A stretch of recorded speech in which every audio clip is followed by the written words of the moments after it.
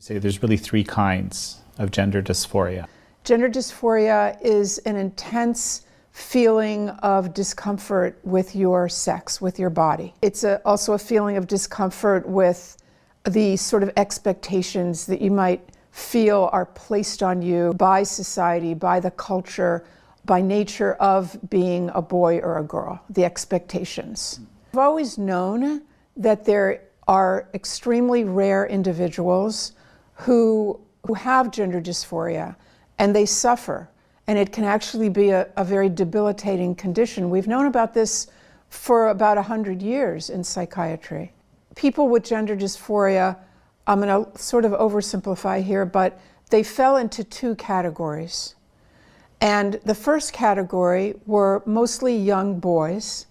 They were pre-puberty. The poster child for childhood onset gender dysphoria is Jazz Jennings. Jazz Jennings went to his parents when he was 2-3 years old, and already at that time was insisting that either he is a girl or he has to become a girl because he feels so uncomfortable with his body. So that is classic childhood onset gender dysphoria. Now those kids were mostly boys, and we know from the studies that were done on them throughout all the decades that they've been even though very, very rare. So the studies are scarce, and the studies have a small number of kids in them because these kids were so rare. So rare, in fact, that 20 years ago, Jan, we only had in the entire world 3 clinics that helped these families that had kids with gender dysphoria. 3 clinics: Toronto, London, and Amsterdam, Holland. And they weren't busy. They did not see a lot of kids at all. They may have seen 18, 20 kids a year. We know that the vast majority of these kids, if you adopt a watchful waiting approach, watchful waiting meaning you give them support with their feelings, you give the family support, and you might allow certain behaviors or ways of dressing, but you do not socially transition the way that we are doing now. So between 60 and over 90% of these kids, if they go through puberty and into young adulthood, they will outgrow their gender dysphoria. A lot of them are gay and lesbian.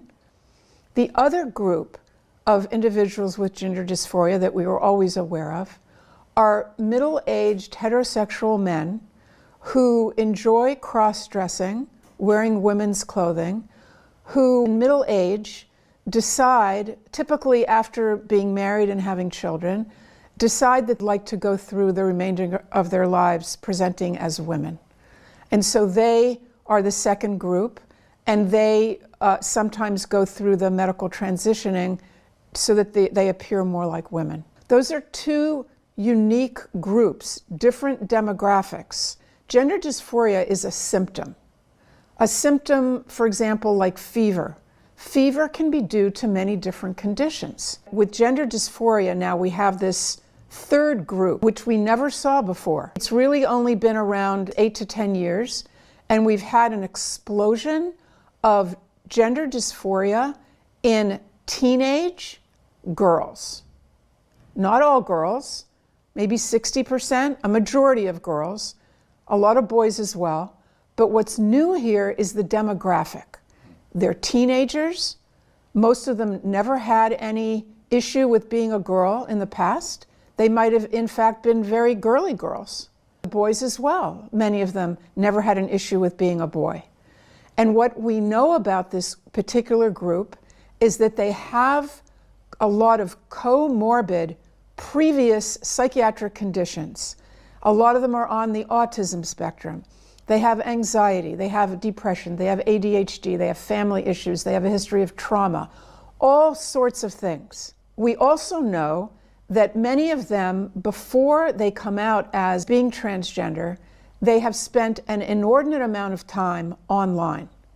And they have been exposed to these ideas through social media, through influencers on YouTube. YouTube has hundreds, if not thousands, of kids who document their transitioning. It's sounding very exciting and very positive. I know that many of these kids are binging on these YouTube videos and getting drawn into it. So there's a whole picture that is being formed about this new demographic of kids.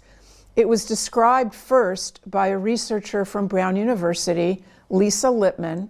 She wrote a groundbreaking paper in 2018 describing this new group of kids, teenagers, mostly girls, and mostly with psychiatric comorbidities, and no history of being unhappy about being girls. We don't yet have enough data on this particular group. What these kids need is psychotherapy.